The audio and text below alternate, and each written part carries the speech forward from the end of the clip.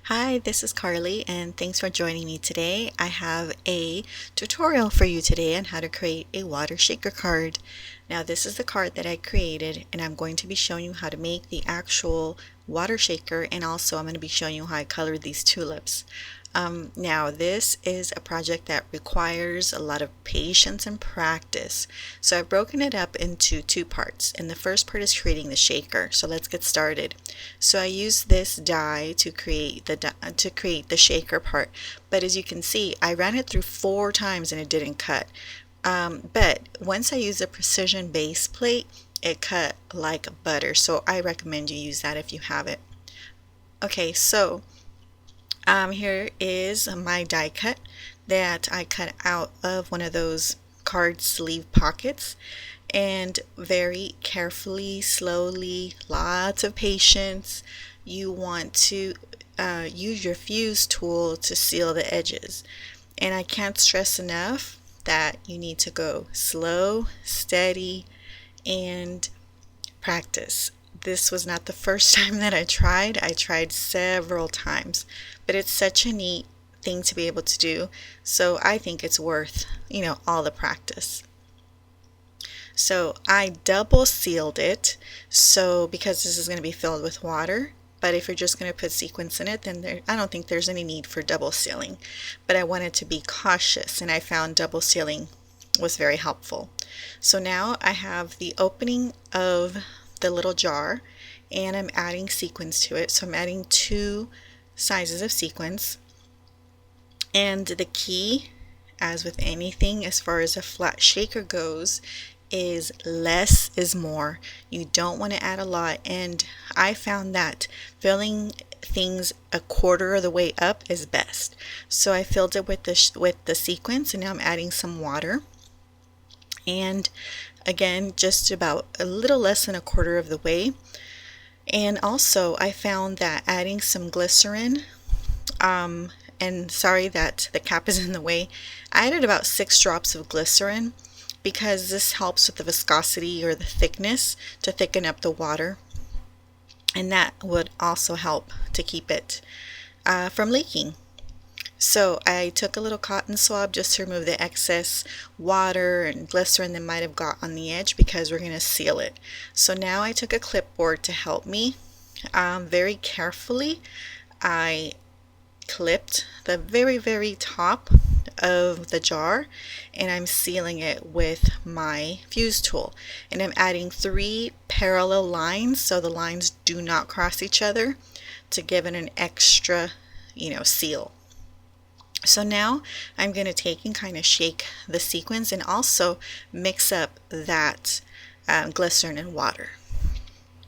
And that is the shaker part. So now I'm going to show you part 2, which is how I colored the tulips.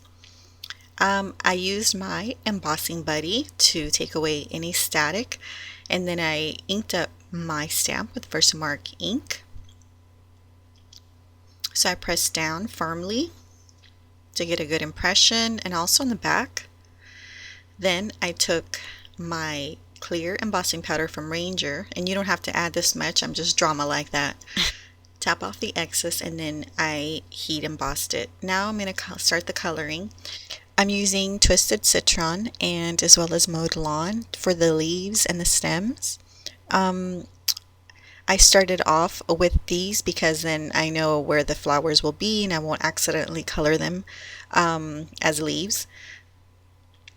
So I start off with the lightest color, which is Twisted Citron, and I do the leaves and the stems.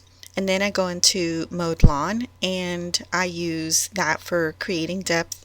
And for the darker color, I kind of make 3 different color palettes. So it's the ink concentrated, and then the ink diluted with water, and then a mixture of the lighter and this color.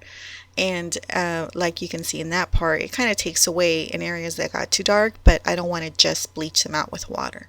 So the leaves are done, and now I'm going to go on to the flowers. So I'm using picked raspberry, worn lipstick, and wild honey. So I'm taking a water brush, and this is a thick one, and I'm prepping the surface with water.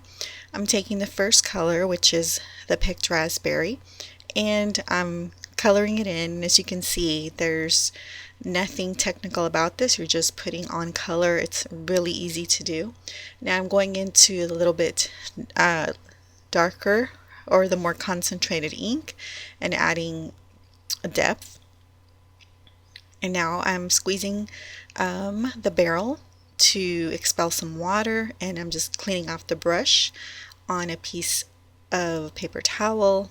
And now I'm going into my second color, which is worn lipstick, and I'm doing the same process again, where I'm laying down the color and now I'm adding a little bit more concentrated ink in areas where I want a little bit more depth. And now I use my finger to dab off anything that is a little excess. And now I'm going to do the same process again with Wild Honey, laying down the lightest color. You don't have to be really super picky, just laying down the color, and the white embossing kind of will also help channel the color where it's supposed to be. And there it is all colored. Now you see all that ink, it did not go to waste. Nothing goes to waste in Studio K. I used it for the wash on the bottom of my card. Okay, so now I'm going to decide where I want this to be, and I'm making little tick marks so that I know where I want to put it. I'm adding some matte multi-medium. I'm going to spread it with my fingers to thin it out, and then I'm going to adhere it. Unfortunately, this is when my camera stopped recording, so let me finish with you. You're going to need a base, 2 foam frame cutouts, your little shaker part, and then the top frame. So you're going to place your image on the base and glue it there. You're going to take your 2 foam pieces, glue them together, and then adhere them to your base. Put your little shaker on top of that, and make sure you adhere that down, and then your top piece. And that's how you assemble the shaker. As far as adhering it, I like to use this glue from Aleene's Fast Grab Tacky Glue. It works great. Thanks so much for watching, and have a great day.